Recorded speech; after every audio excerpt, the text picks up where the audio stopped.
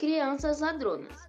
Já por várias vezes nosso jornal, que é sem dúvida um órgão das mais legítimas aspirações da população baiana, tem trazido notícias sobre a atividade criminosa dos capitães de areia, nome pelo qual é conhecido o grupo de meninos assaltantes e ladrões que infestam a nossa urbe.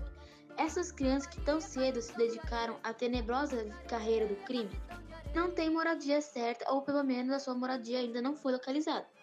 Como também ainda não foi localizado o local onde escondem o produto dos seus assaltos, que se tornam diários, fazendo jus a uma imediata providência do juiz de menores e do doutor-chefe de polícia. Capitães da Areia, obra literária famosa de Jorge Amado, tem como contexto uma das principais características da segunda fase do modernismo, a denúncia social.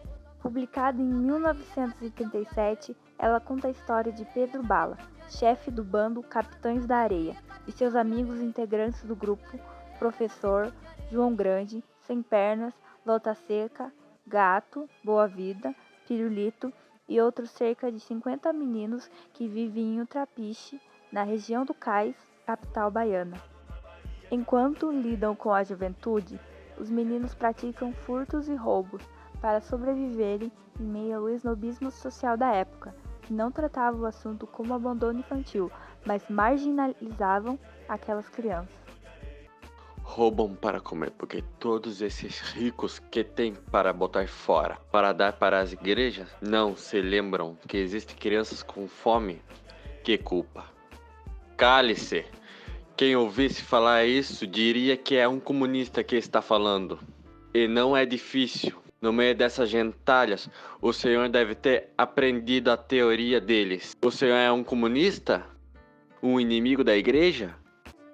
Assunto presente na obra, retratando o passado e o destino de Pedro Bala, Jorge Leal Amado de Faria foi adepto ao marxismo, chegando a se eleger deputado pelo Partido Comunista Brasileiro. Foi também um dos primeiros autores a abordar a questão dos meninos de rua de uma perspectiva social e não simplesmente policial. O modernismo no Brasil surge logo após a Primeira Guerra Mundial, que levou à morte de milhares de pessoas, à destruição de diversas cidades e à instabilidade política e social. Assim, numa tentativa de reestruturar o país politicamente e também o campo das artes, estimulado pelas vanguardas europeias, encontra-se a motivação para romper com o tradicionalismo. A segunda fase desse movimento literário começou em 1930 e durou até 1945, quando terminou a Segunda Guerra Mundial. Nessa geração, os artistas demonstram maior equilíbrio e racionalidade em seus escritos. Esse momento de amadurecimento da literatura brasileira é caracterizado por temáticas nacionalistas, regionalistas e de caráter social, com predomínio de uma literatura mais crítica e revolucionária. Capitães da Areia foi um dos muitos livros de Jorge Amado queimado na época da ditadura Vargas por serem vistos como subversivos. Considerado livro proibido, só voltou a ser editado em 1944.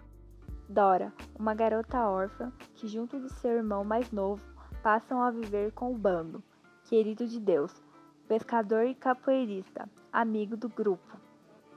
Dalva, amante do gato. Dona Aninha, mãe de santo, amiga dos capitães de areia. E padre José Pedro, que assumiu a missão de levar conforto espiritual aos menores abandonados, procurando transformá-los em pessoas de bem e crentes em Deus. Com a introdução desses personagens, os meninos passam por sua infância, adolescência, até a maturidade ao final, onde cada um segue seu próprio caminho, sob influência de suas características e pensamentos individuais.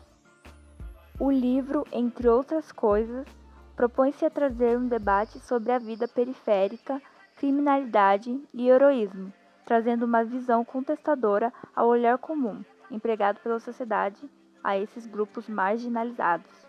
Com a escrita em prosa, linguagem simples e o narrador onisciente, Jorge Amado busca cumprir uma tarefa facilmente notada pelo leitor: mostrar o outro lado dos capitães da areia.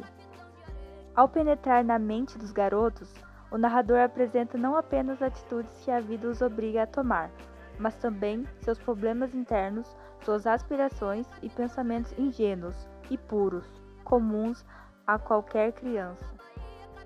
A Revolução chama Pedro Bala como Deus chamava Pirulito nas noites do Trapiche.